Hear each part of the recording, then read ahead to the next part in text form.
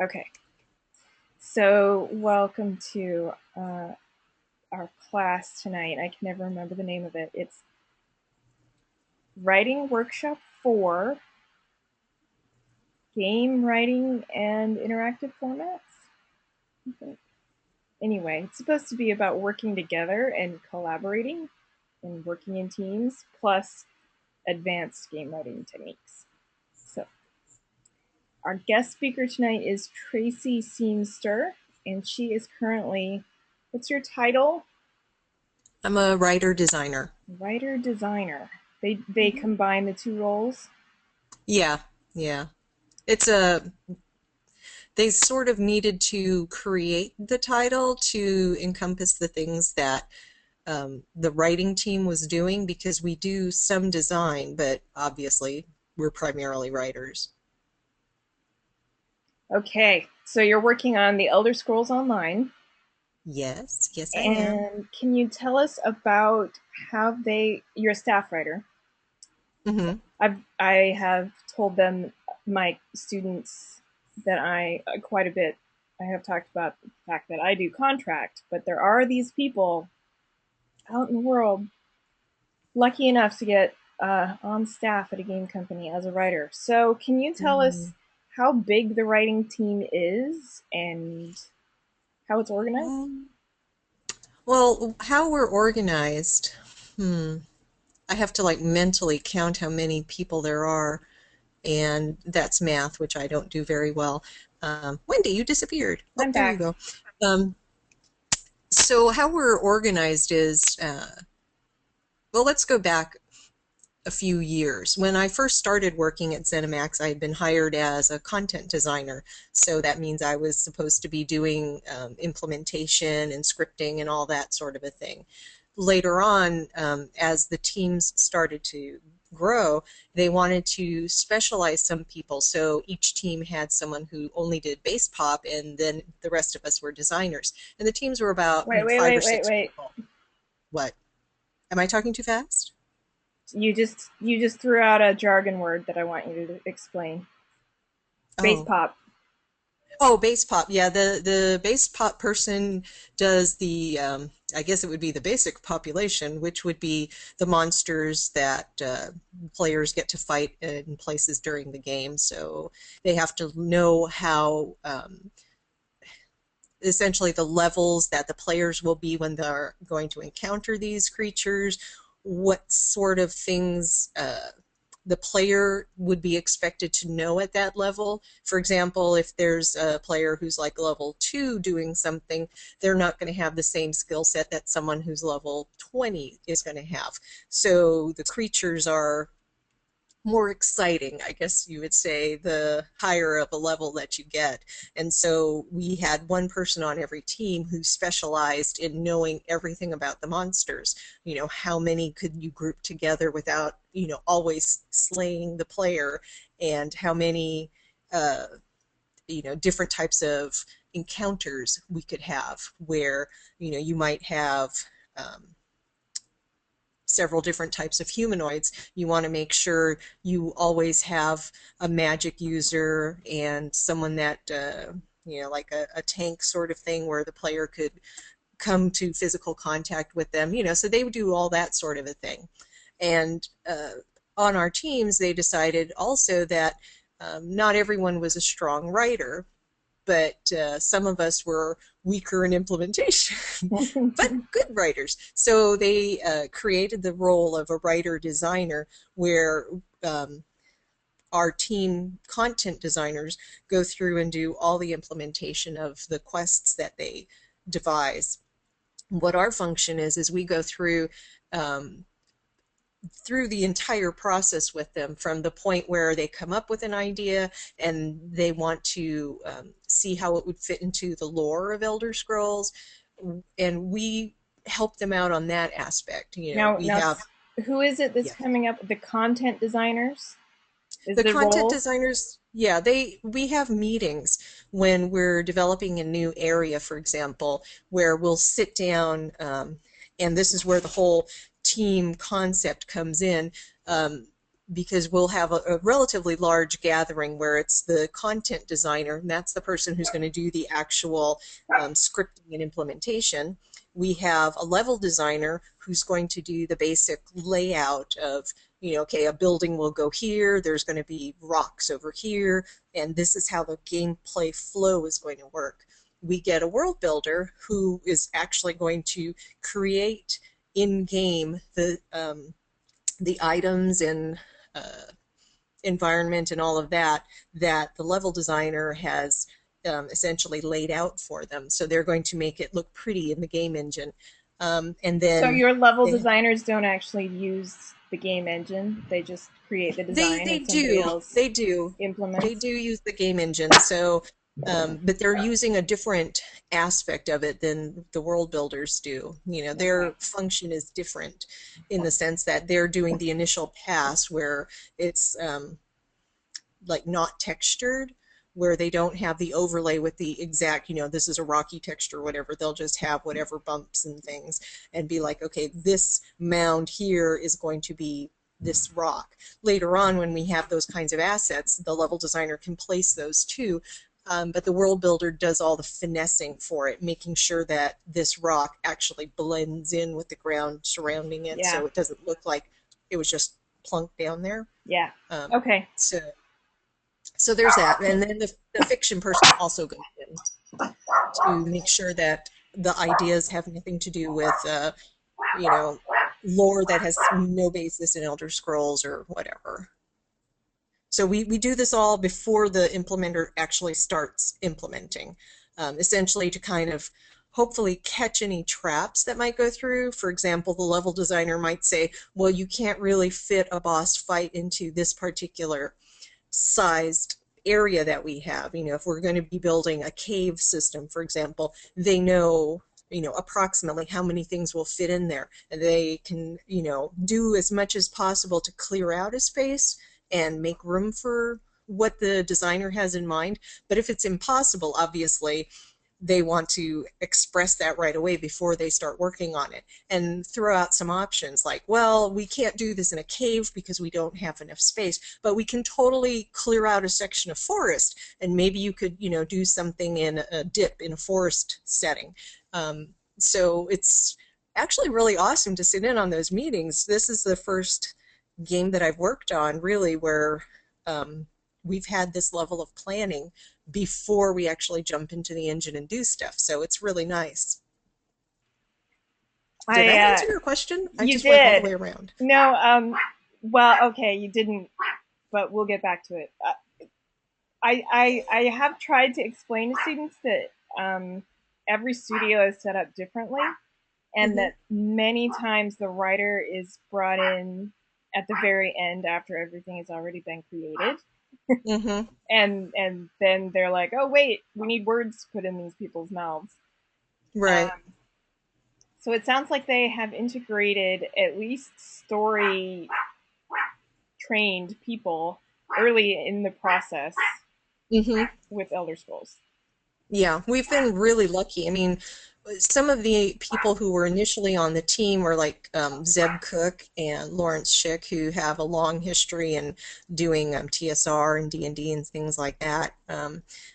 Uh, when they hired me, one of the other really strong writers, she and I were the very first writer designers that they, essentially created the positions for at ZeniMax. So her name is Kate Backus, and she is a science fiction writer. So she's been in a number of anthologies and that sort of a thing. So obviously she had a very strong writing background. This was, more or less her first design job in the games industry. She had done some other work with Activision, but it wasn't exactly the same thing that we're doing at ZeniMax. And then there was me, and I had come from, doing text muds You keep initially. doing what you're doing while I go yell at my dogs. Hang on a second. Okay. Um, anyway, you want to unmute Delene? Oh, guess not. Anyway, so I had done text muds, which obviously text, it's all writing. And then I worked on EverQuest 2, where I had brought in, because I had been doing all this writing for the text muds that I had worked on. And that really helped solidify my job at ZeniMax because I could write. And after that point, they started hiring people who had primarily done writing at other companies as opposed to people who had done primarily design who happened to be able to write. So I think it all worked out pretty well for the company. And Elder Scrolls, of course, is very, very much a storytelling driven IP. So we do need to have people who are able to um, essentially shorten up long stretches of dialogue to make it digestible for the players and yet also retain some of that feel, um, of that epic fantasy type of setting that we have. Um, but Elder Scrolls isn't all about having, I don't know what you call it, highfalutin fantasy language. It's really about people who have issues in the world in which they live, which happens to also include magic and Daedra and Aedra and all kinds of things that we don't have in the mundane world. So it's been pretty interesting. And So, it's a world that players are familiar with from.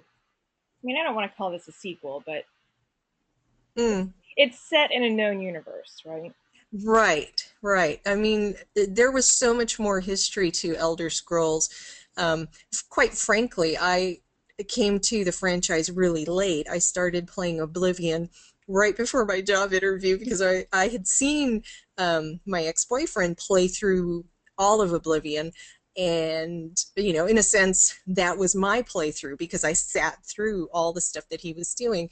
But for myself personally, I hadn't played. So once I had the job interview lined up, I'm frantically, playing as much of it as I can before I flew out. But it goes back further than that, obviously, with Morrowind, and they had Daggerfall and Arena. So they've got some really, really old school types of games out there, and the players are really, really, really interested in And very the story, familiar. the settings. Yes, They yes, know exactly. they know it better than you do, probably. Oh yeah, oh yeah. I'm sure that they do. I mean, one of the things that I've often said as a writer is I don't have to know everything about an IP going into it, the intellectual property. I just have to know where to find the information. Yeah. And fortunately, Elder Scrolls has a very wide and literate fan base who have all these pages up there. So it's pretty easy to see what the fans are familiar with. And then, of course, now that I work for the company, we also have access to the pages that belong to Bethesda, who obviously is like our headquarters company. Um, and that's So, kind of cool too. how thick is your story Bible? Like, is it printed out or is it on a wiki somewhere? Oh, it's on an internal wiki because it's pretty large. Um, Okay. yeah, If you yeah, printed and it there's out, would it be like hundreds of pages or it would be yeah, that's what I thought. volumes of information, because at this point now the game's been around for is I want to say since the 90s. So what, almost Yeah. 20 years, 20 years Yeah. about. So yeah, it's got a very, very deep history. And, like any kind of game that came out way back in the day, a lot of the early stuff needs to be explained in a different way now because you've got to fit it in with everything else. Whereas when the game is first released, you can pretty much have an open Yeah. world, Yeah. make things up, and not care how You don't this have to explain how it fits scenario in. matches. Yeah. Exactly, exactly. And so that's also one of the challenges is, now we realize how involved the player base is. We need to make sure that we're not contradicting anything directly that has been said before, even if it's something that's kind of peculiar Yeah. or different. There's a way to sort of finesse the knowledge in there. Okay, So, so when you got hired, and okay, to be entirely truthful, I was interviewing for the same job. You totally beat I me out of this know. job. But when I heard that they hired you, I was like, oh man, if I was hiring between me and you, I totally would have picked you over me. So I didn't feel bad. Um, because you had more experience, especially when you explained that the other person that they had working on story primarily Hmm. didn't have a lot of game design experience. I can Hmm. see where your experience balanced hers out a little bit. Right. Um, where I have design experience, but not as much as you do. Mm. Mine is more, since I'm a contractor, my design experience is more about go in and fix a design that's already in existence but broken. Hmm. And it's not so Right. much, start from scratch. So you had a lot Right. more, hey, let's build this thing from the ground up kind of experience in design. And so Right. I think you were a great, like, no hard feelings at all. But I have Well, thank told my goodness. students, I have told my students that it's such a small uh, number of professional game writers out there that we Hmm. all know each other. And Hmm. so when there is an opening like this, that it's fairly easy for us to figure out what IP is, even though they are not telling you what IP Hmm. they're really hiring Right. for. Right. Right. uh, Because, yeah. I mean, back when I interviewed for it, I had to sign the non-disclosure agreement just to be interviewed because they hadn't announced, and it was a couple of years away from announcing. So yes, that was kind of yes. interesting. At one point, I felt like it was the world's best kept secret because we had interviewed, almost everybody I could think of in the industry and obviously did not And hire we, every single person. yes, but we did a So they good all job of knew. not telling, didn't we? Yay, congratulations. I mean, but that is the thing too, is that so many people knew about the IP, but the more important thing was that it wasn't like leaked to the press or whatever. So the Yeah, fans were still, excited and yeah, surprised. I mean, obviously they were dividing between are they doing a Fallout or are they doing Elder Scrolls? yes, So it wasn't like the, total surprise of what we were going to finally come out with, but it was still really, really nice that within the industry, people were respectful of the fact that our company hadn't said anything, so then they weren't going to say anything yeah. in the media or on Twitter or whatever. So that's kind of nice. It is a small industry, and we protect each other that way. And it is kind of necessary to protect each other because even though, like, sometimes it feels weird to be signing non-disclosure agreements before you even have a job interview, and even in the Hmm. job interview they don't tell you exactly what, you know it's for a Hmm. well-known title that's you know Yeah. no need to be coy, Bethesda. I know who you're talking about. If it's fantasy, then yes, I know. But anyway, Hmm. like, they never came out and said Elder Scrolls to me. So Right. I signed a non-disclosure agreement, but still, it was just like, you guys are so cute. Not say Yeah. what we Yeah. already know, but okay, we'll go Yeah. along with it. Yeah. So it started out with a small team. Relatively small. Yeah. And how many writers are there now, and how is it organized? Uh, off the top of my head, I'd like to say we have six full-time writers, our lead lore master, That's a Lawrence great Scheck, and title. then yeah, I know. He's the guy who I don't know if you've seen the video where he's reading the parody of Goodnight Moon uh, as a nice bedtime story. It's really cute. Anyway, so he's our lead lore master, and then our lead writer is Wynn McLaughlin, who came to us from BioWare.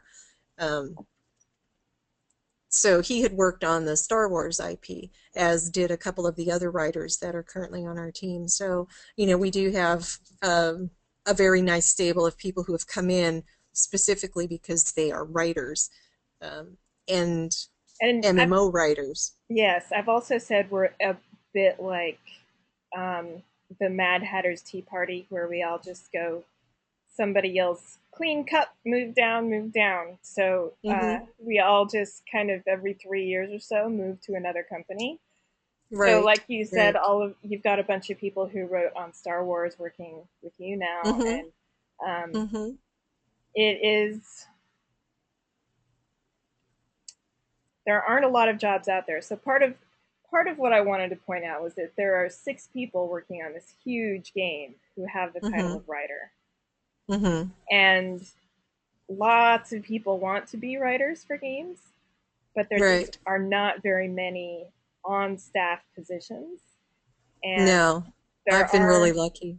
yeah, there are a lot of people who, like, when a game shuts down for some, for all of the Mm-hmm. reasons that games shut down, um, like LucasArts now had just Mm-hmm. recently flooded the market with a bunch of people who have a Right. lot of storytelling skills. Um, Mm-hmm. so breaking into the game industry as a staff writer is going to be even harder, I'm afraid. But Mm-hmm.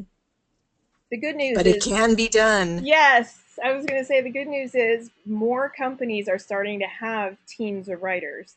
Where when I, Mm-hmm. I first started working for games, they were like, we only need to contract you for a couple of weeks. Why would we need an on staff writer, let Mm-hmm. alone, 6? So Mm-hmm. it's getting better. More jobs Mm-hmm. are being Mm-hmm. created, and I'm also excited about how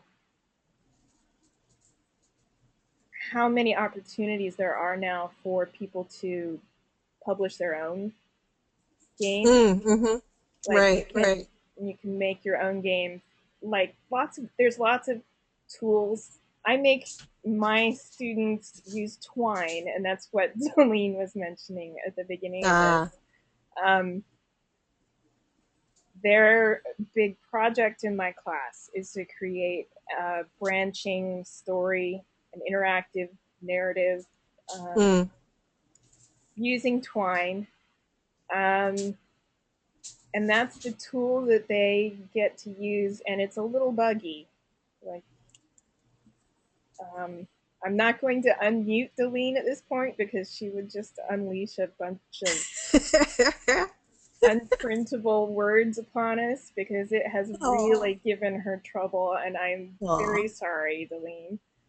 But I'm going to ask you, Tracy, do you have any tools as a writer for how you get your words in the game? Um, well, I use Excel a lot. And Which, that was yeah, that. everyone's like, Excel? Um, No, that's the other one that we tell uh-huh. them, and they're just like, "No, don't make us learn No, no. Excel." No, I'm afraid But the thing no. is, it's a really, really good tool because of the fact that you can put the data in individual cells, and resort them and rejigger them. It's kind of like using what's the name of that? There used to be a program that would do this where you would fill out essentially index cards with different bits of information on them and then sort them and move them around. I can't remember what it's called. But anyway, putting your information in Excel is kind of the same thing. And because it's in a database format, it can also be imported if necessary. Like you could run a read file, for example, and take data and put it directly into a game without having like a front end. In fact, when I worked on the agency for Sony Online, we didn't have any tools that allowed the designers to implement directly into the game at the point that I was there. Yeah. I left in 2009, so they No, might I have had something afterwards. I But always tell them that the writers are always promised tools, but yes, they are. yes, I've never actually. I've started lots of projects where they say, "Oh yeah, we're definitely going to get you some tools to make it easy to mm-hmm. get those words in the game." And by the time Yeah, the game launches, we still have not seen any writing tools yeah, yeah. come into But existence. that's one of the things where having the knowledge of how to use something like Excel Yeah. or Microsoft Word or even access. Like when I worked on the agency and they had no tools, but I had to do all this background information on all these different NPCs.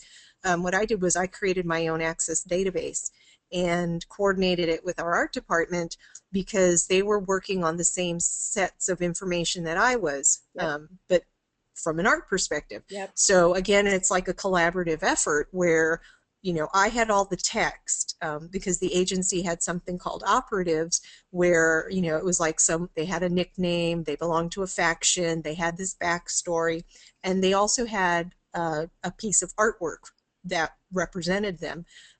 So what I did was I created, all the text in my database, and then we also linked to the concept art and the finished art so that our art director could run a report and see how many of these NPCs had the text and also had finished art. So if they Yeah. needed to run like cards or something, they would be able to put those together and only pull out the information that they needed.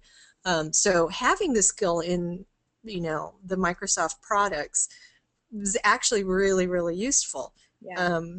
I do a lot of stuff in Excel mostly because for me it makes the most sense. If I'm going to write something where I need to cut and paste little Yeah. tiny bits of data, Excel is better for that than Word. I But I I love also Excel. I do. I I love love it Excel, too. but a Yeah, lot of I'm an students Excel junkie. a lot of my Um, students are just like, I don't understand how this is a writing tool. It's like, it's unusual, but it really, really works, especially if you're doing something, say you're doing something like on your laptop, you're not actually connected to your work computer or work environment, you can put something into a spreadsheet and pretty much any spreadsheet format will read any other spreadsheet format, but sometimes you'll get weird, funky formatting things if you're trying to write in run one program and then importing it into your game's engine. That yes. Microsoft Word is famous for that. It puts in all sorts of hidden characters, and then, if you're not careful and you don't cut those out, they'll show up in your game, You know what my biggest and problem it's not is good. right now? I just have to Mm. complain to you, Tracy. Oh, what's the matter? A lot of my students are are writing their stories first in Microsoft Word and keeping Mm. that as a backup kind of thing because they're Uh-huh. afraid that Twine is going to crash on them. The Right. problem is that most Microsoft Word implementations have curly quotes. Mm-hmm. Oh, is that what they're called now? They're called something else now. I, I But don't know you what know what? they're called, but they're garbage. They're they're the quotes of the devil, I swear. Mm-hmm. They Mm-hmm. ruin everything, and they Right. cause much consternation in Mm-hmm. Twine. Like Twine hates them because Mm-hmm. they're not ASCII. I hate Mm-hmm. Microsoft Word curly quotes. Anyway, um, Yeah.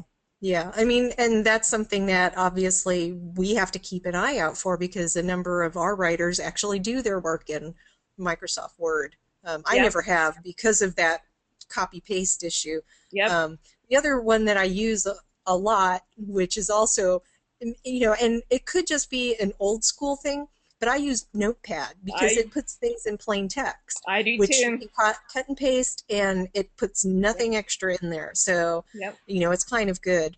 When I worked on EQ2, I used this free program called Notepad, yep, where it essentially colored different lines for you, yep. if you indented them. And because we were doing some of this stuff in Lua, it was easier to see what you were doing if you could like indent so many times. You could see where you were having issues with it.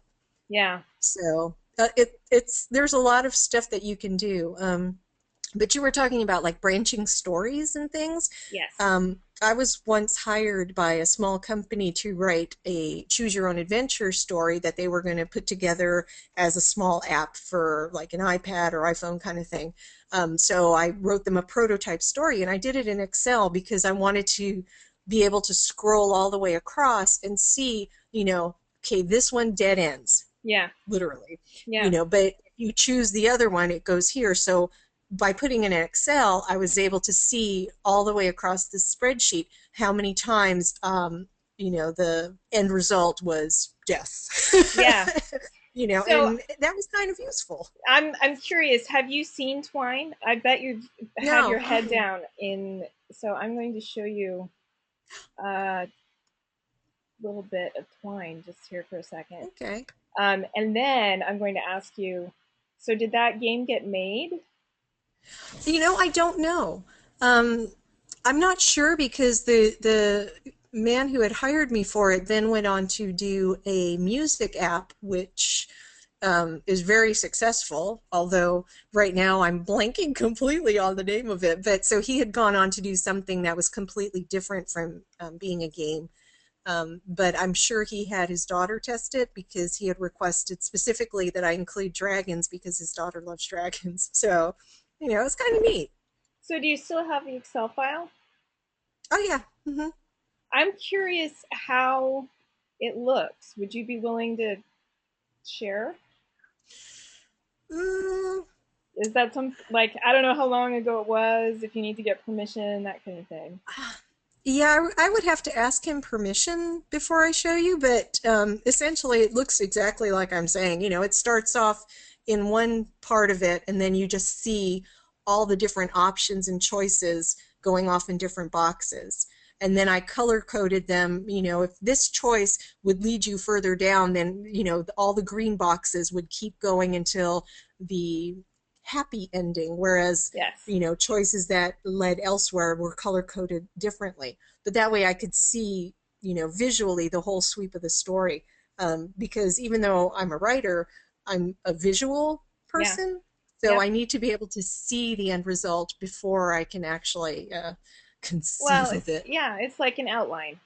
And that's, Yeah, exactly. I mean, Exactly. if you can see what I've got on screen right now, this is Oh, what it uh-huh. looks like. So it's sort of Okay. doing the same thing that you were doing. I'm Right, right. guessing from what you're Mm-hmm. describing about how you used Excel to do this. Mm-hmm. Um, but so it shows the connections, and Right. it shows, let's see if I can get it to, It looks like a mud. Mwahaha. It's actually all based on, as you can see, on wiki Mm-hmm. formatting, and yeah. Yeah. Um, oh, come on, show me a.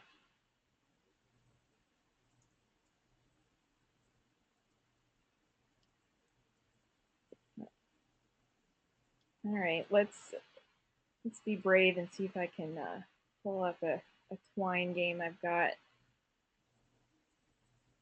Do do do. Don't worry, Delene. I'm not going to show yours.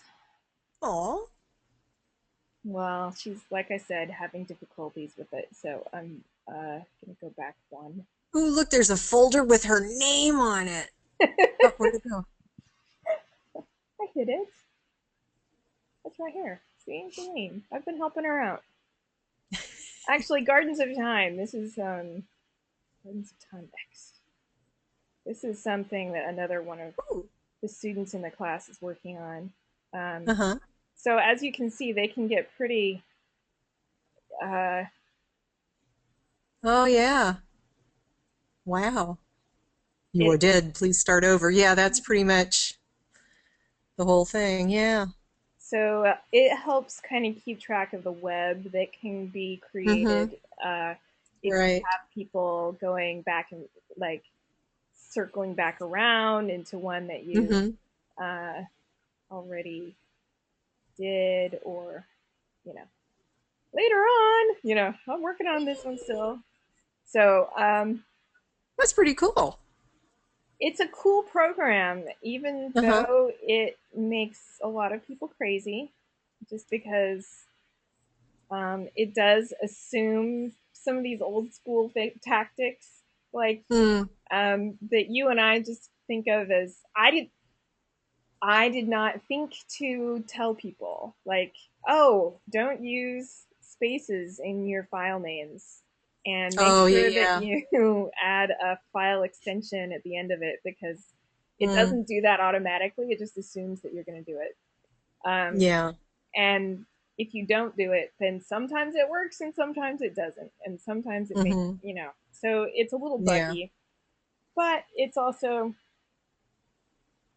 a lot easier than, I don't know. For a few minutes there, you had me dreaming of making them do all of their branching in Excel instead of in Twine. Nah. I mean, I did that as the one-off thing, sort of as a prototype for myself too, because I wasn't sure how other people were doing it. And coincidentally, a little while after that, someone had asked that same question, well, how do you do, maybe they were contracting with the same guy, I don't know. But they asked, well, how do you folks do a branching story? And Mm-hmm. so that was on the writer's listserv for a while. And of course, this is after I was done, and I'm like, well, I just did it in Excel. Now I feel dumb. But I can't Well, remember. Twine might have been one of the ones that they had listed. well, if this was quite a while ago, Twine is Yeah, it was about fairly two, new. 3 years ago. Yeah, Twine is fairly new.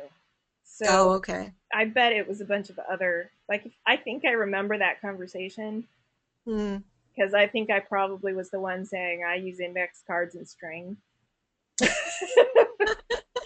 I mean, sometimes you really can't beat having that hands-on feel for it. And, Yeah, you can do a lot of things with a computer program, but being able to manipulate something much more easily without having to remember a bunch of, control C, control V, control X, whatever commands is much yeah. better because that you can be in the story and thinking about what you're doing as opposed to how you need to do it I so it love doesn't to crash. I love to surround my desk where I work. I'm doing this from Mm, my couch right now, but I love to mm, surround my desk where I work on a project with uh-huh, little character sheets of the character, like a mm, photo of the main characters that I'm working on, and mm-hmm, some quick mm-hmm, little info about them at the bottom. Um, mm-hmm, and it's actually lots of shorthand that I use that just over the years I have come up with that works for me. So it's not like mm-hmm, I'm contemplating making my students do some of these sorts of things to help out each other as they work mm-hmm. together on their games. Yeah. But so I'll have like a photo of the character, and then I don't know if you know the Myers Briggs personality test. Mm-hmm, mm-hmm, I'll have their Myers Briggs, so INTJ or ENFP or whatever, just right mm-hmm. underneath their photo. And Right. since since I know so much about that particular personality classification system of human beings, just those like coded letters Mm-hmm, plus a photo of the character tells me a lot, and it helps me keep them in character. It helps me write them mm-hmm. differently than so that they don't all seem Right. like they have the same voice. Um, Right. and I also like have pictures that inspire me, and oh, I'd like, if I were making a movie of this, I would have, Ben Affleck star as, you Right. know. Right. So I'll have Right. little photos like that up around, and other inspirational things. So do you Mm-hmm. have that at work? Do you kind of surround yourself with things that are related to the game, or do you have things that remind you of, I'm not just here at work? Well, I have a box that's full of snacks because that's very important to my game career. Um, I do is too. very important. Um, as far as things that remind me of the game, it's not particularly necessary, I think, in a studio because they already have all that stuff up. They've got posters and concept Right. art, and in our particular office, we've got a Brotherhood of Steel mannequin in our reception lobby, and we also have one of the I was saying strong bad in my mind, but I know that's not right. One of the dudes from uh, Skyrim, the guy with the horns. So we've got him in our lobby too, and completely gone blank. That's all It right. was probably that Guinness shake I had at lunch today. Just Okay. But anyway, so what I have on my desk are little figurines, but they're all figurines of owls that I've collected over the years, and I have them all facing in different ways because I like to think of them as, protecting me. Yeah. Uh, but Yeah. it's sort of like you set up your space however you want to. A lot of the artists have a bunch of different figurines on their desk because they look at them and they pose them in different ways to Yep. see, well, how would this actually look. Yep. um, And you're right. and obviously, It can be different when you're like in the studio where you're right. completely surrounded by this, Hmm. everybody's Yes. working on the same project, whereas in my own Right. personal little office doing contract Hmm. work, I kind of have to Yeah. Yeah, you do need it to do it myself. yourself. Hmm. Yeah. Exactly. But it does Yeah. help to have visuals Hmm. of what's going on. It um does.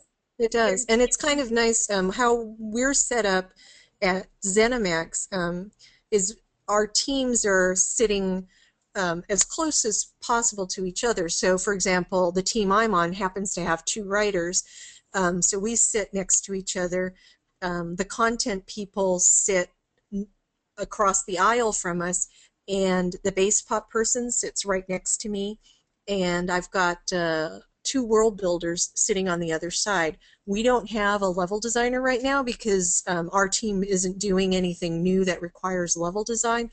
So what we do is if we need to have something revised, we'll go and like get a pinch hit right, go grab from one of the somebody. other designers. Yeah, so it's really interesting because I've never sat this way before where all the different disciplines that you need are right there. And in fact, they just moved out one of the audio people who's going to sit like kitty corner to me, Yay. which, yeah, it's fabulous, because now you have everybody who's going to have an impact on something, and we're all together in Yeah. one little space. So if you have an idea or you have a My question or last, concern, you just just turn around and do it. to give everyone listening and as a comparison, the last game I worked on, the audio team was in London, and the office that I was working with primarily was in San Francisco, Hmm. and the build team was in Utah, and I am in Florida. So, Hmm. like, having all four of those disciplines sitting right next to each other is Hmm. kind of, I'm jealous. It's really nice. It's really nice. I mean, like even in so if people hadn't read the biography, so I used to work at Sony Online Entertainment, and I worked on EverQuest 2. I did pre-production on Free Realms and the agency. Even there, the artists were all in, what we call the art The cave art because room, they kept it yes. dark.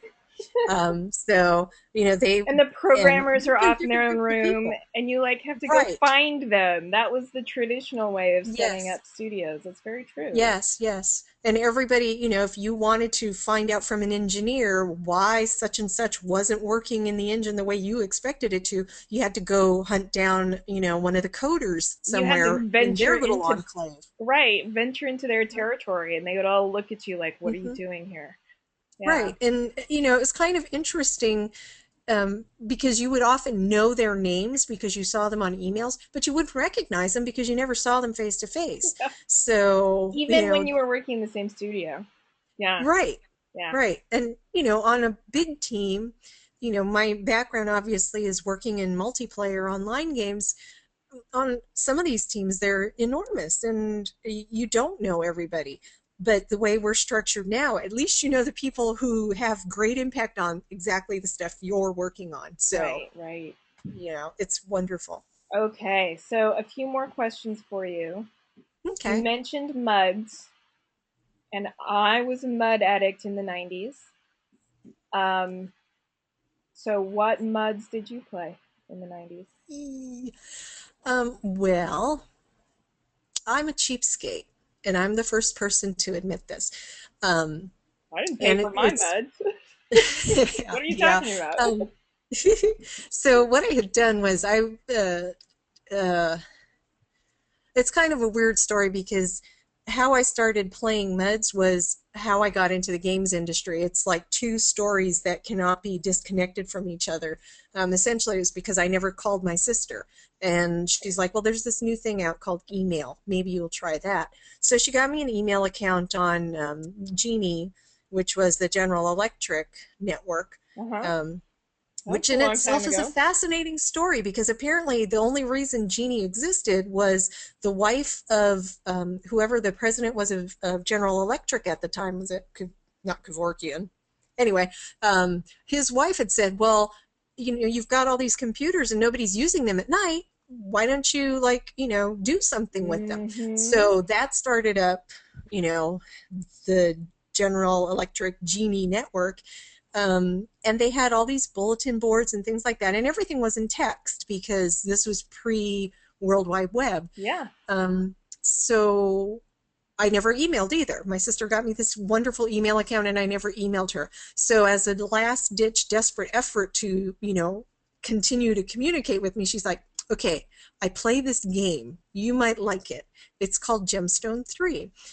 And once I started playing that game, she and I were in constant contact.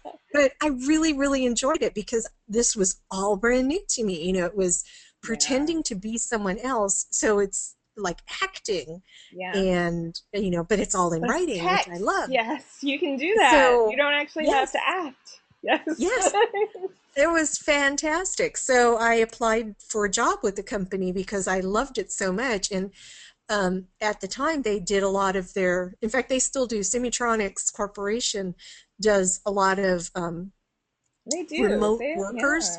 yeah. Yeah. Yeah, they're pretty much all contractors. They have a small hub base in St. Louis, but everybody else is contractors. And so from my home in Seattle, I was working on, this game. And then when they created a different product, they asked me to move on to that one. So I worked on that one for them for a while, and then I eventually became the product manager for it. But yeah, it's, and I think, to be honest, it's still the best way to get into the industry is the game that you like, volunteer to work on it. A lot of them have like game guides, or, they'll have their own bulletin board system, like even like BioWare games, they have their own bulletin board where people look at it. Or Mhm. guilds Mhm. like Fires of Heaven and all of those, they have their own bulletin boards. Um, And and make it's a way for you to, mods. they make mods. you Yeah. know, in fact, one of the guys that we've hired, he initially had interviewed down in Bethesda, and they said, you might be a good fit with the people up in Hunt Valley. And it turns out he was. But his primary thing was he made mods. Mhm. So that was kind of interesting because we had hired him, and he had essentially no other game design experience other than having done some mods. Um, so yeah, it's still easy enough to get into the industry, I think, but it's one of those things where you really do have to show how much you care and how passionate you are about it. Um, Well, whether it's and like I tell them, you actually have to make a game. Like a mod counts as a game, but like yeah, you have to create something. You can't just talk about hmm how much you love something. You have to hmm create something that's playable, hmm that people can go look at, that people hmm can pass around. One of the things that I use as an example, have you seen Matilda Wants Some Foods? mm No. Okay.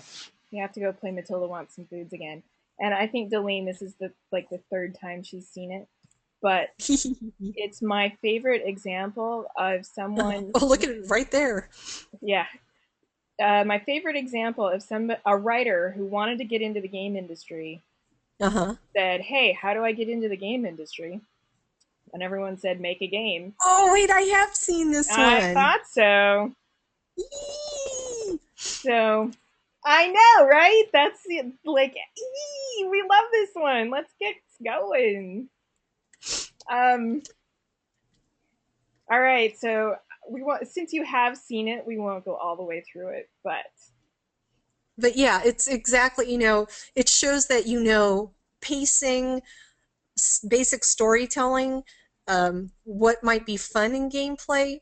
having all that stuff put together just, and the cute interface is often a plus. But yeah, like the guy that we had hired who'd only done mods, we were able to, view videos of them. If we'd wanted to, we could have played through them because, they were completely available. And it was just, a good way to gauge how much game knowledge he already had. Yes. And he had come in as an associate, and he's fabulous. I love working with him. And So yeah. as long as you Yeah. make something, then people Mm-hmm. can get a good sense of whether or not you'd be a good fit. And Right, right. and if you make something cute enough, like Matilda wants some foods, then it Mm-hmm. gets passed around. People are like, hey, Mm-hmm. this is funny and it's fun. I'm Mm-hmm. going to share this with my other Right. friends. And eventually it gets around to somebody who's like, oh my gosh, we totally need somebody who can write lol speak. Who wrote Mm-hmm. this? And there's a thing on there for credits, you know, Yep. and now he's happily working in the game industry and Mm-hmm. he's done some great stuff. But that's what Mm-hmm. he did to break in, was create Matilda Wants Mm-hmm. Some Foods, just to Mm-hmm. demonstrate his ability to write for games. And Mm-hmm. I asked him recently if he did it in Unity, and he said, no, I wouldn't do it in Unity if that really wasn't the right tool for the job. But I wanted to Mm-hmm. demonstrate, like, the job I was kind of going for. I knew they used Unity, and so I wanted to Mm. show that I could use Unity. Yeah. Um, but anyway, um, Yeah. it that's why in my class I have them make games that are playable, that Mm-hmm. are beginning to end. It's a story, and even if Mm-hmm. it's just, hey, I get to choose between meowing or scratching her leg. You still, as a player, you get a choice. So, Mm-hmm. um, just a simple choose your own adventure. Let's see. It occurs to me you've probably never seen a twine game.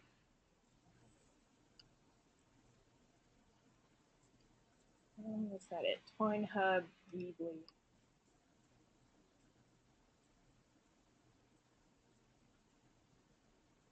Da-da-da. You know what? I'm actually gonna show you.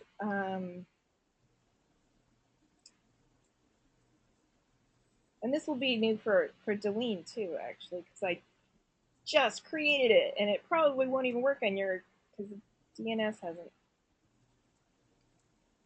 I love this, Conversations with My Mother. There's a catchy title. Oh yeah, right. Um, I am going to start posting student students who have finished their games and feel like they're ready to show them off to the world are going to go Mm-hmm. on this website. So Ooh. hopefully soon we'll have some of my student games up here. In the Oh, meantime, cool. this is the guy who created Twine. Um,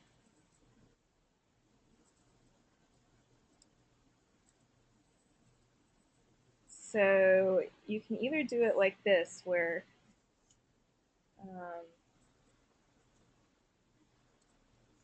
kind of all of the choices are within, you know, and my phone buzzed, and it's a little more hypertexty from the from back in the Mm-hmm. old days when people were trying to figure out how to do hypertext.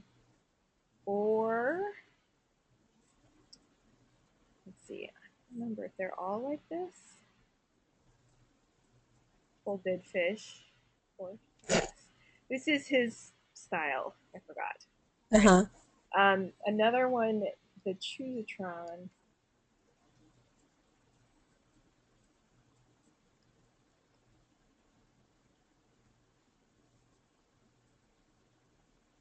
I think you saw me brag about this one already, um, Tracy. But Mm. they It have sounds familiar. Yeah. stories to play. Thanksgiving of Despair, I think, is one of the greatest. Um, so you can kind of I see this. see it unroll. Oh, right. hmm I waited for the elevator, so I'm dead.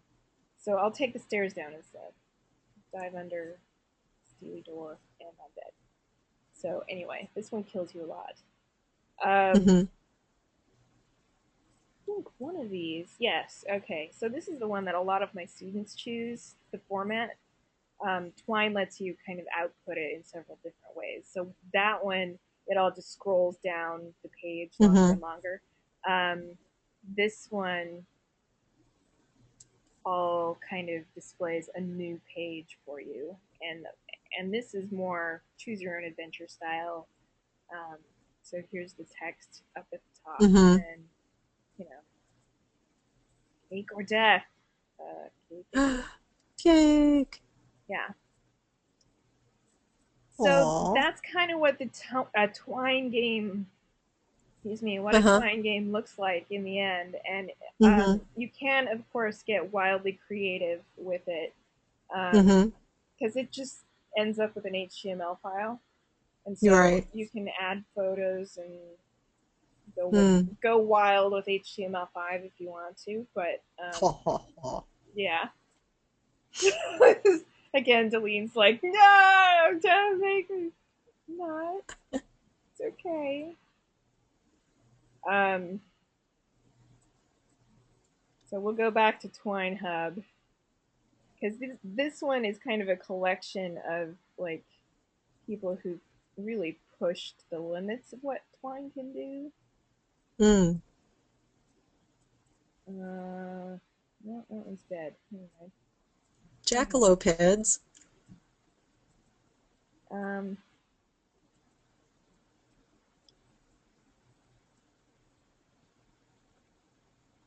that's my dog. Is it still alive? Yeah. Yeah. That one looks pretty similar. The one that makes me laugh the most is from Darius because Oh yeah. I mean, you know Darius. hmm So, of course, he does his best to subvert the ways twice. So he turns it into a shooting game where using That's HTML5 awesome. to shoot down a quote by Raph Koster. That's awesome. So he's a little, yeah, subversive about the entire thing, which makes me Mm. laugh. But Yeah. kind of, I hesitate to show that to most of my students because it's like, no, you don't have to do that. I think it's the Cradle of Eve. Yes, this one just sort of adds a like this background photo and centers the text a little bit and does some things Uh-huh. that just make it a little more pretty. Yeah. So there's It's a different presentation. yeah, it's just a little bit of a variation on hmm the kind of plain It black doesn't seem to background. have as many choices, though. I mean, it's like it goes quite linear, Uh, and then it'll give you You've two noticed, options. yeah, this one suddenly it's just like, oh, I'm just reading a novel very slowly. Yeah. An interactive novel. Well, if interactive means I have to click to turn the page. Ooh, you have three choices. Choices, Where shall we go? Let's go to the right? bridge. I always want to go to the bridge, but then, all right, the bridge. No response. Close. Oh Hey, no. Mom, you got the window. Um. Oh, Oh no. great. She does. Um. How very unfortunate. Yeah. And as you can see, the text is so long that I'm just not even paying attention hmm to it. I On the and bright side, there's a lot of paragraph breaks, yeah, so yeah. There are, and probably I would, if I was not in the middle of a presentation, I would sit down and really enjoy the experience. But Mm-hmm. I just like to use it as an example of you can add a little bit of, Mm-hmm. you know, bells and whistles, or you can go whole hog like our Mm-hmm. friend uh, Darius, or this one that's very. That's not it either. Um, one of them really goes.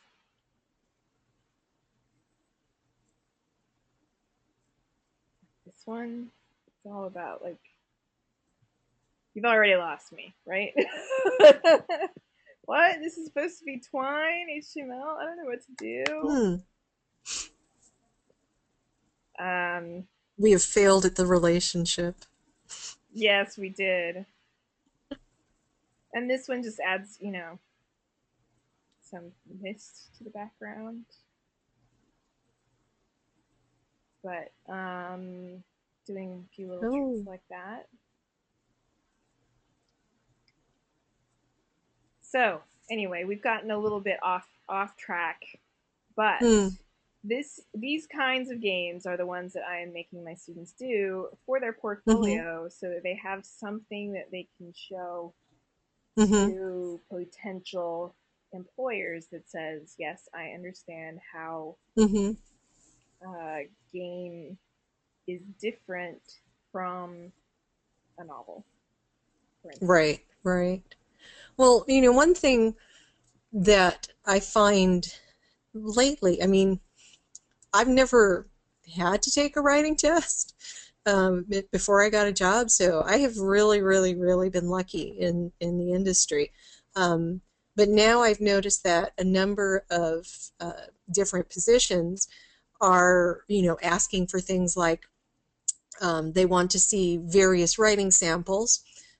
Makes sense. And then they're also giving writing tests Mm-hmm. too. So, you know, it's kind of stressful. Well, actually, I did take a test once for a game that I ended up not working on, and they had required me to build a mod.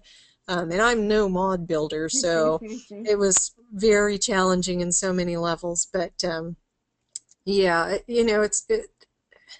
one of the companies that a friend of mine was looking at was requiring that they have like three different samples, one like a really, really short story, a script, like Movie a script, play yeah. kind of script to show that they know pacing and dialogue and stuff. And then the other one was something that they had actually had published, like either in a game or on a website or something like that. Yeah, So it was, kind of like, well, that makes it a little bit difficult if, you've never had anything published. I mean, yeah, what are you going to do? Put your Facebook note page? I don't know. yeah. So, yeah. But I still think, even though there's not that many game writers working for actual studios now, they still seem to have that desire to bring in more storytelling because you are seeing positions where they actually call out the fact that they want to have someone who's familiar with storytelling or Yes. that Like narrative it's design getting to or be interactive fiction or all those it's buzzwords. it's suddenly getting more and more um like game studios are starting to realize that somebody who knows what they're doing with Hmm. story can make a difference in having their game stand out. So, Hmm. Hmm. And I all think, right, we were Julie. helped a lot by like Portal because Portal had no story. And when it had a story, suddenly the game was so much better than it had been before. And, Yeah. Yeah. so, when something like that happens where it's not a traditional storytelling venue type of game and the story is what sells it, that really solidifies the need for having people who understand how to craft a good narrative and how to, slowly reveal Yes. certain things. Yes. Pacing and suspense and understanding kind of the Hmm. theme and conflict and story arc and character arc, Mhm. really the basics that of of really good storytelling are the same Mhm. across, no matter what you're writing Mhm. or performing, or we also have some classes here on transmedia and things like that. So um, Deline wanted me to go to this site and show lulu.com because yes, it's absolutely possible to Oh, yeah, yeah, I see now. self-publish anything that Mhm. your heart desires these days. Mhm. But every studio is a little different about what they require from Mhm. people who are applying for their jobs. One of the things that is always, I don't know about if it's depressing or encouraging. Mm. Anyway, is to go to the Gama Sutra job board, Mhm. and It's pretty sparse. it is pretty sparse. Game design jobs is Mhm. where they would put. Let's see, you've got level designer, Mhm. UI artist, game designer, Mhm. designer, UX designer. Really, UX versus UI, please. Um, they just make up these names anyway. Um, level designer, game designer, game engineer. Uh, so let's search keyword narrative. Nothing. Let's search Mhm. writer. Nothing. No. Yeah. So it's a little Mm. bit of a tough environment right now to on the Yeah. other hand, 61 jobs for programming, so Mhm. it's not like nobody's hiring anything. 26 Mhm. jobs for being an artist. Let's Right. look under other and see if somebody Other. Maybe art we're other. director, senior staff, character shader, texture artist, senior Why aren't those combat under art? designer. I know, I don't know. Weird. Probably because they don't know how to use this. Ooh. Oh, no, that's just the recent searches. Never mind. Yes. Hmm. Um. Yeah. Yeah, that's pretty sad. Although, a lot of that probably has to do with how many larger studios have closed down Yeah. um, recently. I mean, even within the past couple of years, it's been kind of a surprise and, really unfortunate how many people are actually out in the market looking for jobs who Yes. have, AAA titles under their belt and, they can't help it if your, corporate Yes. high muckety mucks decide to close your studio. What are you going to do? Yes. And most jobs don't. Most writer jobs, at least, never Mm-hmm. get listed. Mm-hmm. Like someone calls me up and says, "Hey, we need a writer for this IP that's well known that I can't tell you about, but has dragons." Yeah, yeah, yeah, yeah, yeah. And do you have an opening in your schedule, or do you know somebody who you would recommend? Mm-hmm. And so, like, we pass each other's names around, and Mm-hmm. that's how I've gotten almost trying to think if I'm no, that's how I've gotten all of my jobs. I've never Mm-hmm. like I've submitted my resume to lots of places, but in every case where I just submitted a resume, uh, I didn't get the job. People like you beat me out, Tracy. Sorry. No, but that's the Well, point, is that like there are people out there with way more experience also looking for mm, those jobs, and also like I'm sure somebody, I if I remember right, like you already knew somebody who was working on the team. No, actually, this was the only job that I had been contacted by a recruiter um, Oh, through okay. LinkedIn. So, I was really surprised, and he caught me on a good day, or a bad day as it happened. And I'm like, yes, I'm willing to quit my job right Right. now and go anywhere. And, within 3 months, I was here on the East Coast working at a new company. Um, and at the time, I actually, you know, was trying to decide between taking this job where I didn't know anybody or going to 38 studios. So clearly I had made a good decision by coming to a company where I knew nobody, but I knew almost everyone at 38. And Yeah, so, it is one of those things where you do, because it feels like a large industry, and then it just has just this neat little way where we all come together and flow apart and come back yeah, together. And yeah. um, it's really, really a small, small industry. I One mean, of because the all the people that I know at 38 who lost their jobs, we've hired one of their writers who's now on our staff, and a number of, artists and things like that. So, yeah, other studios closing is the benefit, I guess, for other studios who need people who have experience and are really hungry for it. yes, Losing your job's a good way to be hungry. that's true.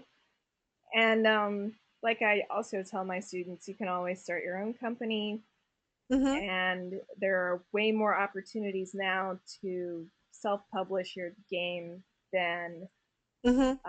there used to be because Uh-huh. there aren't as many gatekeepers. Right, You don't have right. to get it approved by 25 million people and find an official publisher to get your games on an Hmm. iPhone, for instance. There's still some Yeah. hoops to jump through, but you um, can still do it.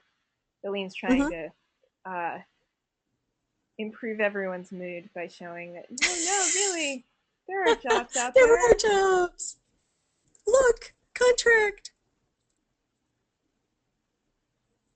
Yeah, Mm. this is no.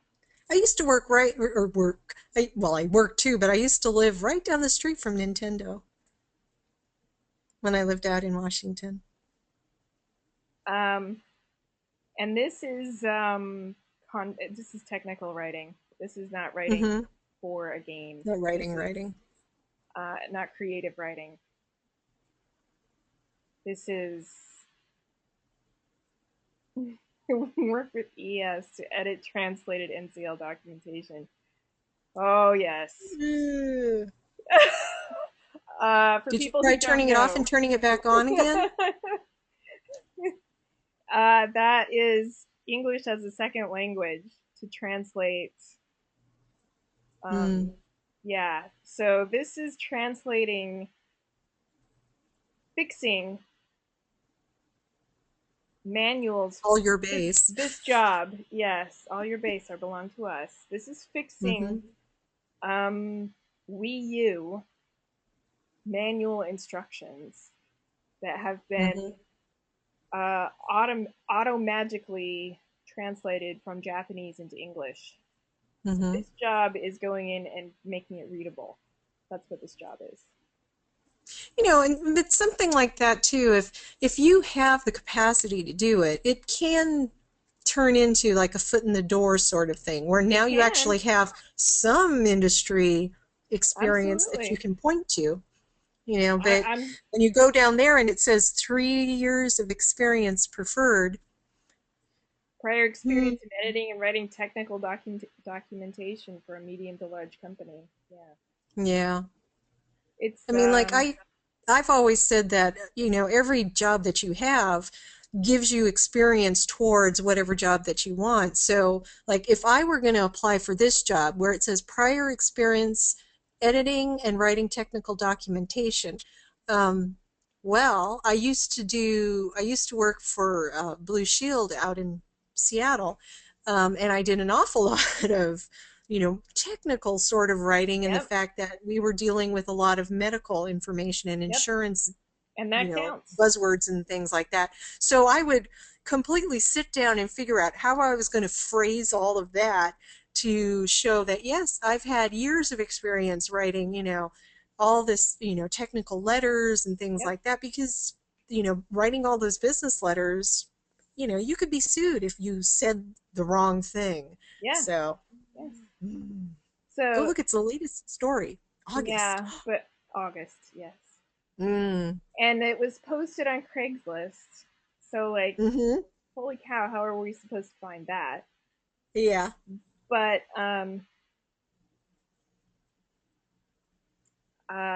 yeah, this is a good website resource. They're trying to keep it updated more Mm-hmm. than when I was in charge of the game writing special interest group. Thank goodness, Well, because you I were don't have busy. You time have a anymore. lot of things going. Yeah, I I needed to focus, and there are people with more. Yeah, there's this Microsoft job. Sure. Totally cheered up now. Well, this is a Experience in producer position. excellent, yes, it is. Experience in excellent diplomacy. Hmm. Thriving and maintaining a positive outlook in an often chaotic environment must be proven as successful. So, what this Hmm. actually tells me uh, is that it's hyper political, unorganized, and depressing because Will it mitigate? they're See that mitigate requiring early stage legal? Oh. that you have experience with all of these things. There's like, as you read, the more experience you get, the more you understand what they're really saying about the environment Mm-hmm. and the work environment that Management you're of working. writers, artists, and other creatives.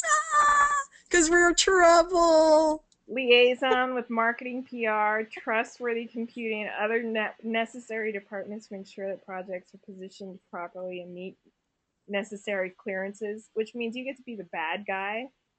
Hmm. Mitigate early stage legal. Yeah, that's one where you're like, yeah, man, this is a nightmare job, and they are probably not paying nearly enough.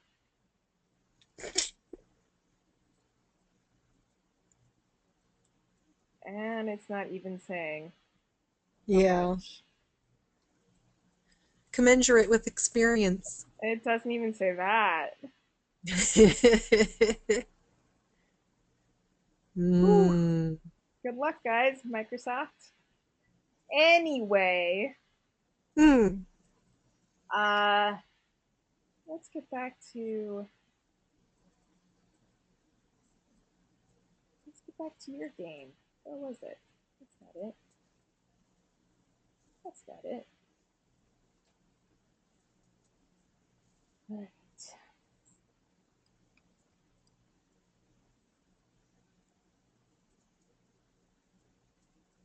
Elders react to twerking. I was just gonna say that was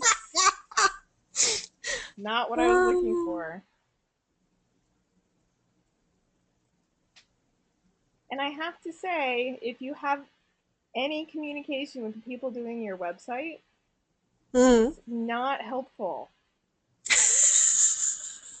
I don't want to sign up for the beta. I want to learn more about Hmm. the game.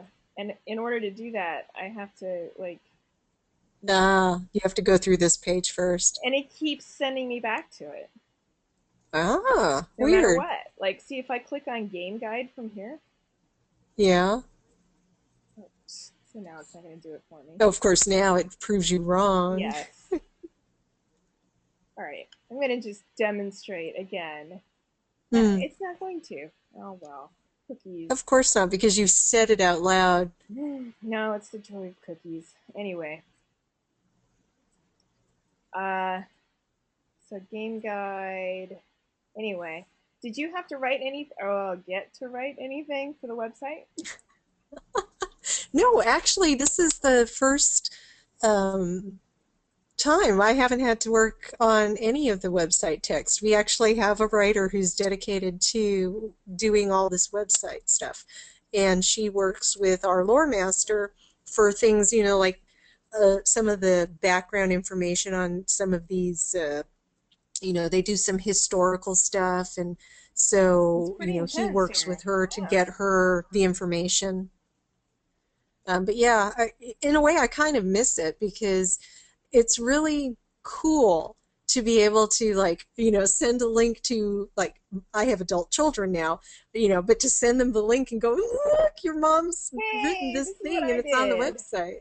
Yeah. Yeah. Um, and it's also, I always find it kind of, and maybe it's just because I'm lazy, but I kind of liked writing for the website because it helped me keep track in my head of where we're at. Like, if Mm, sometimes it was useful, I'll put it that way, to to be writing lore for the website and it like getting mm-hmm. it straight in my head for Mm-hmm. presentation to fans so that it like Mm-hmm. it helped keep it clear in my own mind as I was writing the Mm-hmm. game, Right. um, how I'm supposed to be presenting this. And oh right, I forgot about these guys that are supposed to, Mm-hmm. be in the background controlling everything because I've been so focused over here on my own little quests that Mm-hmm. I forgot about this other thing, and maybe I can tie them in now that I remember they exist. That kind of Mm-hmm. thing. So I see lots of beautiful concept art. Oh, there are some screenshots. I just didn't Yeah, notice they're it. fabulous. I mean, just looking at the game itself, which I'm not sure if either of you is in the beta, and of course it's under NDA, blah, blah, blah. Our game world is so beautiful. I I mean, haven't. I'm you can not. tell from these I was gonna screenshots. say, holy crap! These are screenshots because they're Yeah, gorgeous. yeah. I will spend time playing and just stop and look around because I can't get over it. It's just so gorgeous. It's beautiful. And it's kind of like the art style that I prefer. I really like a realistic art style. So it's one reason I, haven't really been a fan of like, sorry, World of Warcraft, but I'm looking at you, because Yeah, the cartoony characters I couldn't relate to. But like these look like, well, fantastical characters, but but they're still there's people. still that Yeah, grittiness to yeah, them. yeah. So, is there I mean, one that you've worked on here that we can look at and you can be like, hey, yeah, I've written a lot for that character or um, that scene? Hmm. Well, I did do a bunch of stuff that had to do with Argonians. Um, Not so much on the Nord stuff. It's kind of scattered, all the different things. Khajiit and Knarthi's Roost. I worked on the background stuff that they did for that. Wait, wait, Um, wait. Where's that? uh, it was Argonian. on the left column somewhere. Um, I'm seeing now, but Argonian. yeah, but Oh, a lot there. of these are all over the place. You wrote some stuff for this? Uh-huh. Yay! Some of the city NPCs and things. But yeah, I mean, it is really cool to sit in on meetings. And I wasn't on the team at the time when they implemented it, but I had gone through the meeting process I described earlier, where we all sat in a room and all the different disciplines are talking about, well, we're going to try this, and what about if we do this, and blah blah blah. So I was a part of all of that meetings, and then I moved on to another team, which is another thing that happens at a large company is you are often finding yourself not in control of your own destiny. So, Right. They're suddenly um, saying, wait, we need you over here. Oh, yeah, okay. exactly. Exactly. And so that's kind of what happened was, I had gone through this whole process expecting to work on this and got moved off to something else. So playing through this now and seeing the things that remain from the original idea sessions, it's just, it gives you goosebumps Yeah. because it's like seeing your stuff come to life. It It's is. fantastic. It is so fun to see it Mm-hmm. live when it really works. Mm-hmm. So, do you play the beta yourself? Do you Mm-hmm. have time? Oh yeah. Because I Yeah. often find myself like, oh, it's in beta, yay, but I never have time to actually go in and play it. I'm still Yeah, and writing that's so usually fast. what's happened to me, like with other games betas that I've tried to do, um, like the Rift beta. I was enjoying myself, but I just didn't have any time to play. Yeah. But with this, of course, it's our game, so we can play during our beta during the day. Right, right, right. I'm So totally yeah, it's doing cool. research here, everybody. Yeah. Totally researching. Yeah, I love it. I think it's turning out so well. And it's funny how, you go through periods where you're working on the product and you're so close to it. I mean, you're like this, eyes to the Yeah. screen, like you were saying, and you just lose the perspective of what you're actually a part of. Yeah. Um, so yeah, seeing all this stuff and actually playing through the actual game, it's fantastic. It's Yeah. absolutely fantastic. Yeah. And it has come to a point where different companies are realizing that they need story because the graphics Hmm. are so good now. It used to Hmm. be that the reviewers would all say, "Hey, you have to play this game because the graphics are so awesome. The graphics are Hmm. so awesome. Oh, the graphics are great in this game. You have to get it." And now it's come to a point where the graphics are great in all the games. Right. And so they It's have to true. find another way of saying, why is our game the one you should buy? Hmm. And they've realized that not everybody, but lots of people are starting to say, wow, the story in this one really grabbed me and I had to play it through all the way to the end. Hmm. And like you said about Portal, that it was a fun little puzzle game, and then they put a story into it, and you were like, yeah, totally changed the experience and made it Hmm. a hit. Right. Yeah. So Sorry, my cat's demanding I pet her, so that's pet pet. I totally understand, and you can probably hear that my neighbors have begun their band practice at 10:30, 9:45 at night. So Whoa, dude. maybe you can't hear it. All right, No, you're we're lucky. Sorry for you, though. the thing that gets me. This is what gets me. He's playing the electric guitar, which means there's Headphones, dude. yeah, and a volume button on your amp. Like, are you unaware of these features? If he had played Rock Band, he'd know. I know. It just baffles me when he starts playing electric guitar really loud. I'm just like, Mhm. aren't you aware? In an apartment building, there. Anyway, okay, we've gotten off track. Hmm. But it is nearly 10 o'clock, and I know that Tracy is going to turn into a pumpkin here any minute now. So, Hmm. do you have any final last thoughts to share with my students, Tracy? Well, does Darlene have any questions? I keep saying Darlene, but it's Darlene, huh? Yeah, Kind and of it's like Dalek. actually more like Deline in the Darlene, yeah. do you have Uh, any questions? I'll even Answers? unmute you for a minute, Deline. Oh, All hello. right. Well, Hi. I was wondering, have you ever played Warcraft? World of No. Warcraft? No, I tried No. that. I don't know. I got into the part where they had the spiders, and my son came in and saved me, so I don't know. It's a requirement for my classes. I'm like, I don't play games. So I'm sitting Aw. there trying to figure all this stuff out, and my son comes in, Mom, try this. Oh, Hmm. okay. But It's not my so game. It's not my class that required you to play. no, no, no. Several of them required that we play games, and it was, the first one, it was actually World of Warcraft. You had to create a character and, play some of it.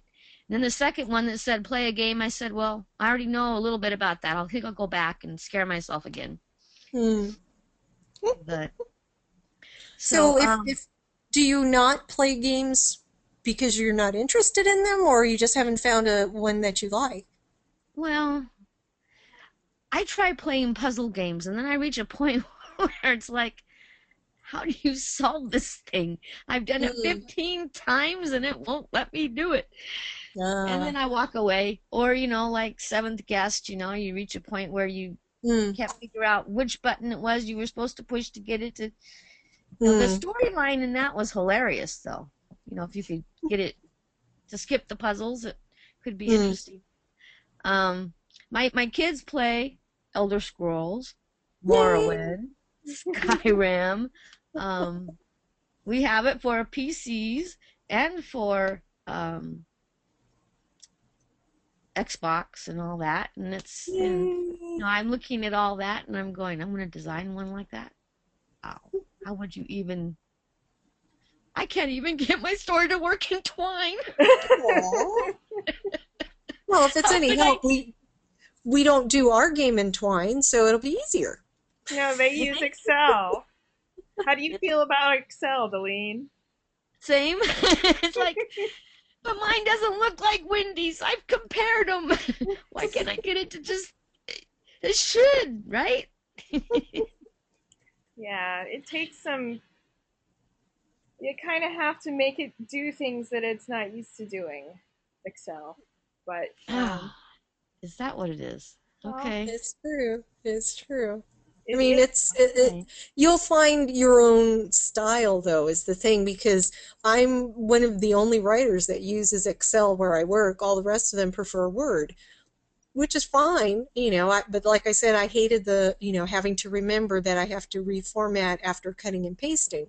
That's something I'm not good at. So for me, Hmm. using Excel was perfect. Um, So, what do they I cut and don't paste know. into? Do you paste Into it?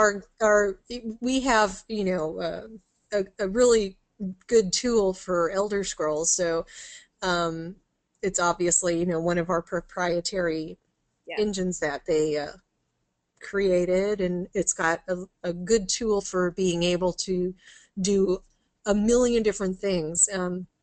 And so we have a way for us to enter our text into the game that allows us to see different connections in conversations and things like that. So Hmm. I don't think I can say much more about it, but No. a lot of companies have different proprietary software Right. that they develop specifically for their game. I mean, on EQ2, it wasn't a visual thing at the time that I was working as a developer there, but after I left, they had started to move more in that direction where, like, if you were creating a path for an NPC, you didn't have to, draw points on the line. You essentially, just used your mouse to track around, and there were all of your points that your NPC could walk, and Hmm. stuff that makes the designer's job a lot easier.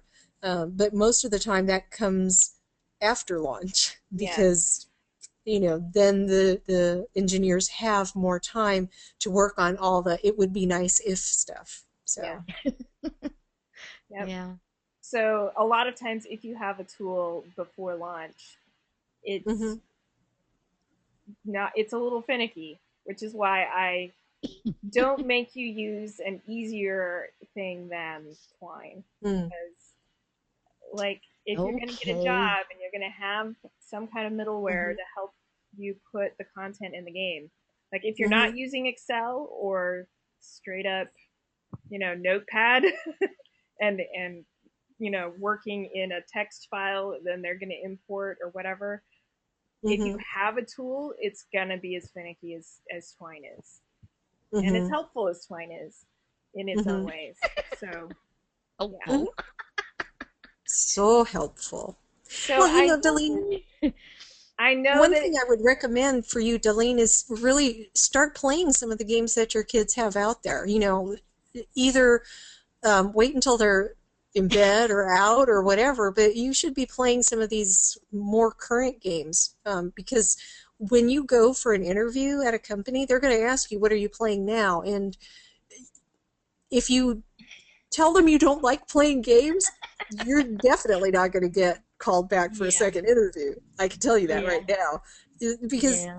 what will set you apart is how well you can dissect these games. So look at it from, certain standpoints like, well, today I'm going to play one quest in Skyrim, and I'm going to play it from start to finish.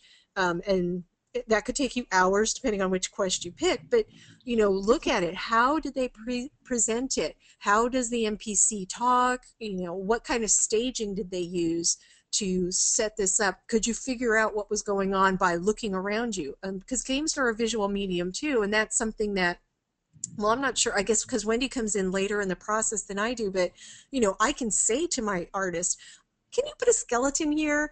And they'll do that for me. So if you play these games now, it'll give you much more of a sense of what people are looking at in modern gaming, and also enable you to chit chat with the different people that you'll be interviewing with. That's It's true. really, really necessary.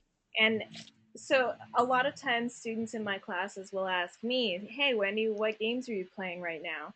And it's always funny to me because I I'm like, "Well, right now I'm playing a Facebook game called OV Pets and a, a game called that I showed some of them yesterday called A Dark Room." Mm. And and a lot of times they look at me like, "What? You're not playing like the latest thing, the latest, Like the Wolf Among Us or something. yeah, or zombie game. It's Walking The Dead. Walking Dead." Yes. And I'm like, so I'll explain. Okay, I'm playing these games because I can't tell you exactly why I'm playing these games because I'm under Oh. NDA, because I'm doing research for Mm. projects for people that the games I play, I am playing to dissect them and figure out what's fun about them and what's not fun about them. And Mm-hmm. one of the interesting things about Ovi Pets on Facebook is in there are parts of it that are totally addicting, and yet there are other parts. It's the balancing is off, which is Mm. Tracy. You'll get that. Just the balance is all Mm-hmm. whack. It's just wrong. Yeah. Um, but and the players are so hungry for story. There's no story in it, but they are Mm. so hungry for story that they set up like role playing games for each other. That's In awesome. in yeah, like the main way that you interact with the game is sort of a bulletin board esque kind of way. Uh-huh. And so like somebody will come on and say, we're starting a game of werewolf, and so this is, if you want to get in on Uh-huh. it, come on over here. And if you go to look at other people's collections of pets, I know you had no Mm. idea it was about pets because it's called Ovi Pets, but anyway, um, if you go look at somebody else's collection of pets, they will have a thing on there about, my name's so and so, but I role play as this, and so if you want to get in on my role play. And so I'm looking at that going, these people are so hungry for story in this game. Mm-hmm. They are making it themselves. And on the one Mm-hmm. hand, that makes it so that the game developers don't have to pay somebody to do it. But on the other hand, I'm like, wow, if this had story, how much more, how Players many would you want? more people would play it? Like if they didn't have to Mm-hmm. do it themselves.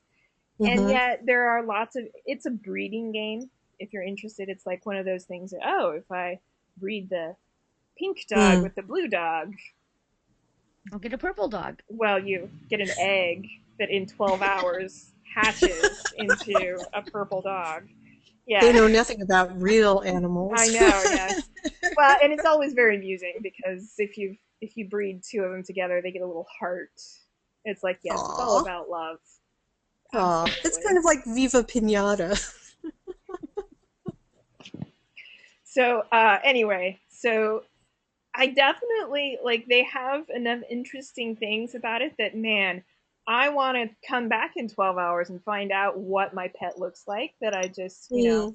what these two combinations are, partly because the art is cute and partly because um, they provide enough mm, variation that you're not necessarily going to, like, you can't always know.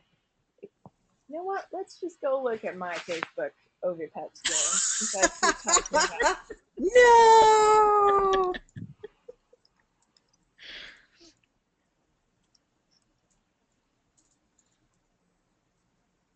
Let's get a quick look at. Hi, James. Whatever, James. Ovi Pets.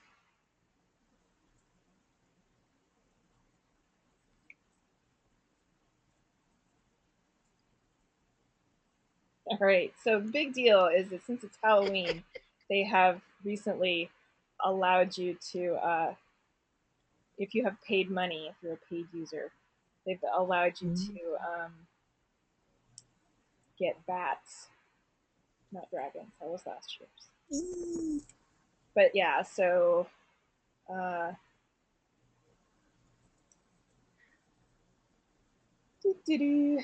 let's look at my pets just for a minute. I'm working on getting some Christmassy looking ones. Aww. And Looks you can like get, my kids' Neopets account. yeah, you can get dogs with wings. You can get uh, unicorns. Oh, they're adorable. I like this guy. I have a little favorites tab where I keep the ones that I'm just like, they're so cute. I like my creepy spring. He's adorable.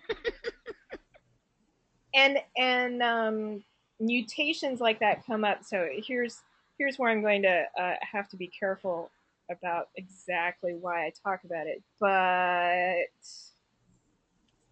uh, over here you can do research. See, here you can Mm. research bats and get different. Um, these are all the different kinds of pets you can have, Mm. and um, Probably a good thing my kids don't know about this. I can hear it now. But Mom, we have Neopets. I'll bet we could combine Neopets with. No. this is, where is it? Breeding for mutations. Oh. Hmm. So this right here is why I am playing this game. Um, For genetics?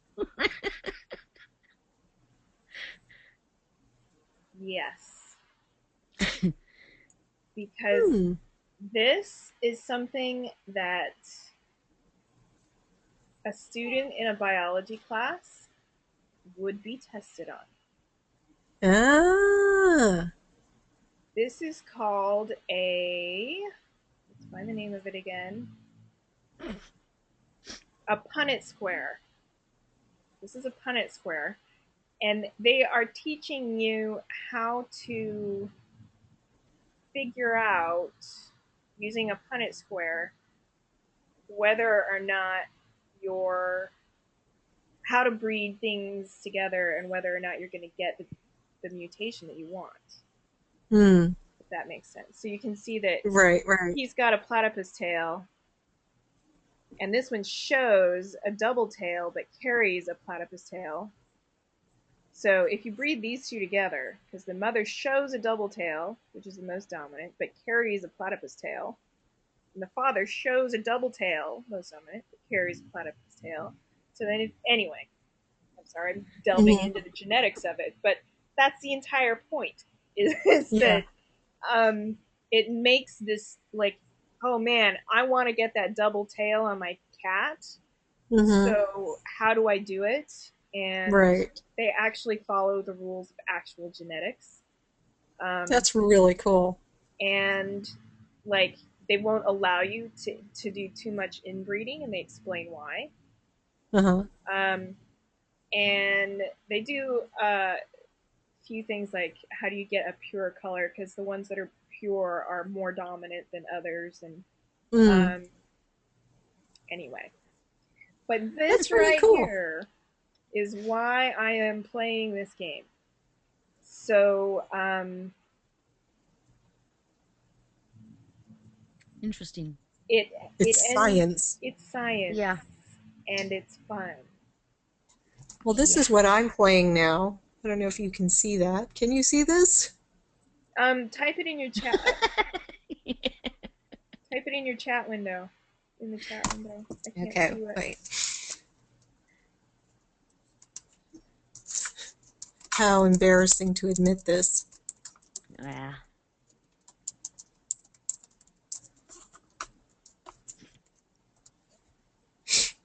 Oh, you're level 421. No, this is Yes, I am. totally. This is what it looks like. It's a real pain in the butt. You Um, see this? This whirligig thing? Oh Yep. my God. Yes. so, Delene, just so you know, Candy Crush Saga is one of these things that the game developers of the world are all playing. Um, Yeah. Personally, I am playing it on hard mode, which, if you're not familiar with what hard mode is, I am not spending any money on this freaking game. Hmm. I'm ashamed to admit I have spent money on it. They suckered me right I in. was gonna say no shame, because they suckered me in like a couple of times as well. Phew. But that was partly like I'm playing it to figure out how they sucker people into, Mm-hmm. and it is total sucker. Mm-hmm. I'm only on level 105. See? Paris beat us both. So I actually passed somebody who had hired me for another job. The guy who hired me to do Jet Set Secrets, I passed him like his score on one of these Mm. like level 90 or something, and I Yeah. bragged on his wall. I was like, "Ha ha! I passed your score on level 90 of Candy Crush Saga," and he responded with, "Welcome to 2007, Wendy."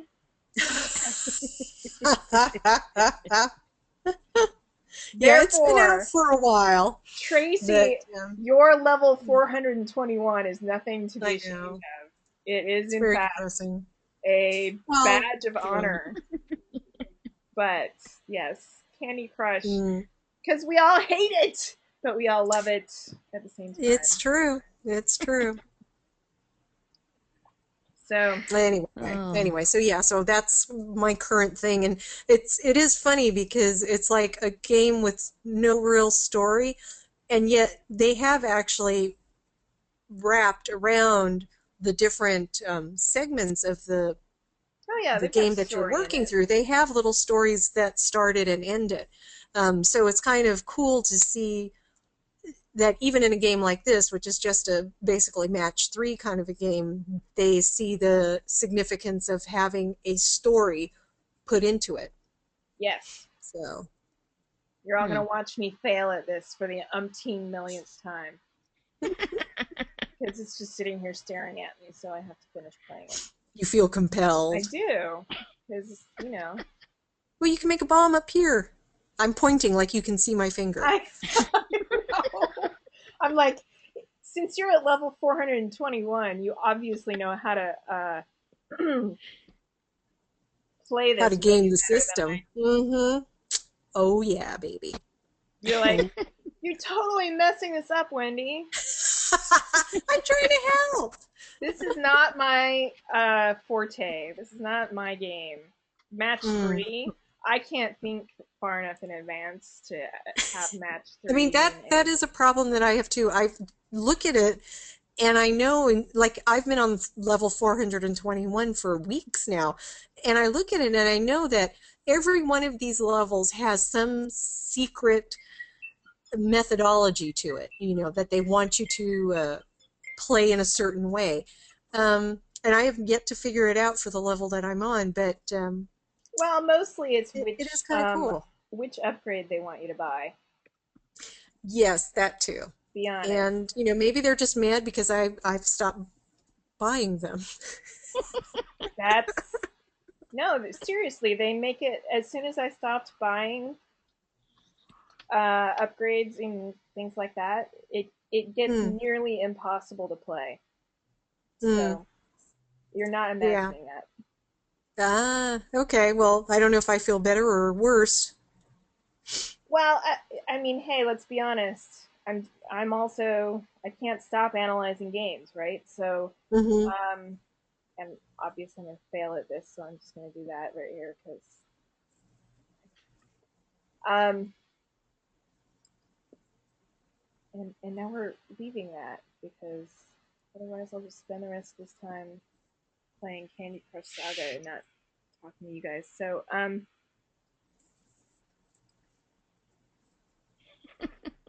It's after 10, just so so you know. yes, there's no shame in admitting that you play Candy Crush Saga because all game developers are, Hmm. but there may be some shame in me admitting I'm only on level 101 or whatever.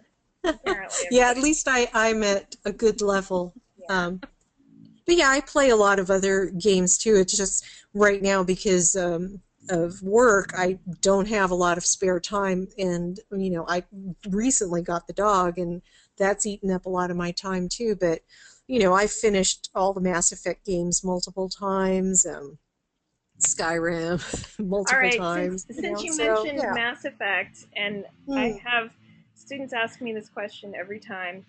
Hmm. How do you feel about the Mass Effect ending controversy? Oh, for Mass Effect 3? Yeah.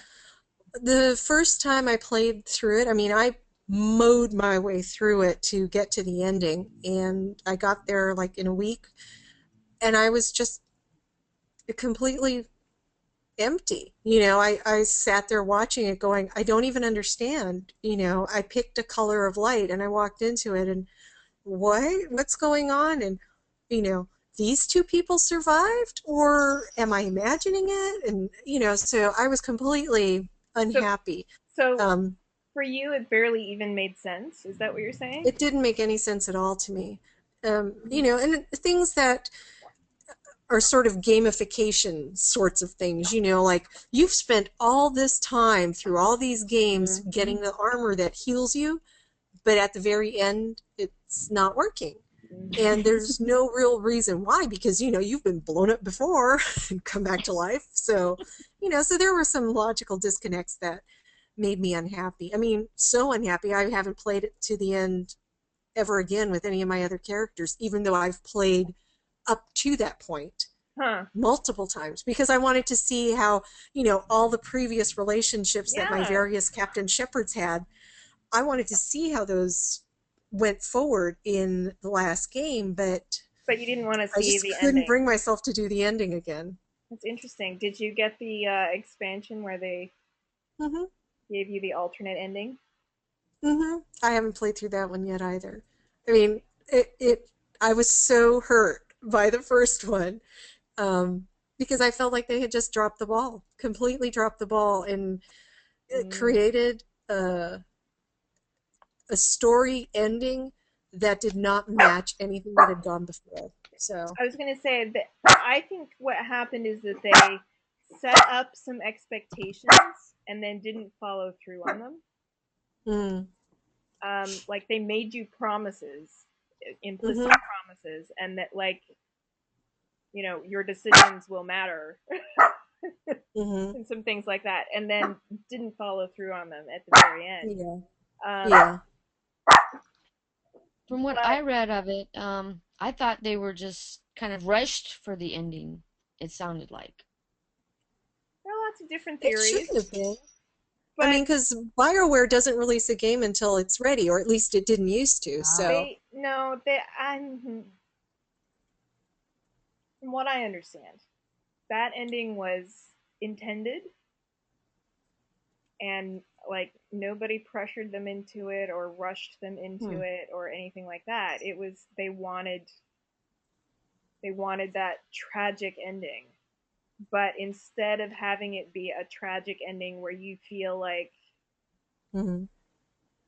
I gave my life and it was meaningful, like you said, it felt empty instead. So Hmm. partly it was a problem in execution somewhere. Yeah. I But mean, I because you haven't. ultimately felt that it didn't matter which choice you made. All the choices were things that, my shepherd would never have done. So, and I think that's part of it is that when we're playing all these games, we invest so much in whoever the protagonist is, whether it's us in an MMO or, the main character that we're playing as through a standalone game. We have certain expectations based on the activities that we go through. And it's kind of those stories that are more important than the story that's within the game itself. So, yeah. What are you looking at, Wendy? Um, my devil dogs. One of them figured out that I had put a treats bag somewhere she can't quite reach. I was trying to figure out Mm, what the noise was over there, and it was her trying to find ways of destroying my desk so that she could mm, reach the treats. So now that she saw mm. that I saw what she was doing, Uh, she's like playing innocent now. Hey, no, you can't have those. Of So now they're course he's asking. playing innocent. They all do. Now they're They asking say, to go I out to didn't do lunch. it. It wasn't me. Well, she's giving me alternatives now. But I have to turn it around and see if you can actually see her sitting there. I don't know. Okay, Duke is totally in the way. So they're like, Duke's not camera shy. we're done. Whatever, lady, you're done on the computer. It's time for a walk Mm, and treat and bed. yeah. So, um, I want to thank Tracy very much for coming and talking with us about what it's like to be a staff writer, because they do exist. There's just not very many of Yay! those jobs We out there. do. So, Thank um, you. thank Oh, you're you. welcome. Thanks for inviting me. It was fun. I, Um, I would do this again. all right. Well, there will be other opportunities. Um, Like next month and the month after that and the month after that. in addition, Tracy, since this is a workshopping class, I have them, make a first draft of their game and then get feedback from their teammates and make changes to their games. Hmm. So and turn in a second draft. Some of them are willing to call it a final draft of their game, and others are just like, no, no, it's just a second draft. Um, but I Oh always ask no, this. not ready yet. I always ask the special guest speaker, are you willing? Do you have time to play through a few of their uh, games? Anybody who is brave enough to show you their work, and it's just these Um, little twine games. yeah, time is kind of tight right now, but I would love to give it a go because I Okay, do love, text-based games are near and dear to my heart because that's how I got my start. So I would love to, okay. see some of them. Yeah. I will let them know that you're willing to play through them, give them a try, Hmm. and see if anybody takes me up on the offer. Yeah, that's fine. Not Elaine, I everybody. expect to see yours. When it's perfected. Mm, perfection is impossible. I do have a little problem with gold plating. Yes, they Well, they like to spend a lot of time on that very first page and then never get if to the if I ending. can if I can get the pictures to at least not be the whole full entire screen. I'm Mm. telling you, Deline, you don't have to have pictures. It's a I text-based know, game. but it was a puzzle game. You needed the pictures, or All it right, doesn't make sense. all right. Or I We're have gonna to rewrite the whole thing. we're just gonna stop right here. We've got to go to bed. All right. Well, good night. Thank you very much Thanks Oh, for for inviting coming. me.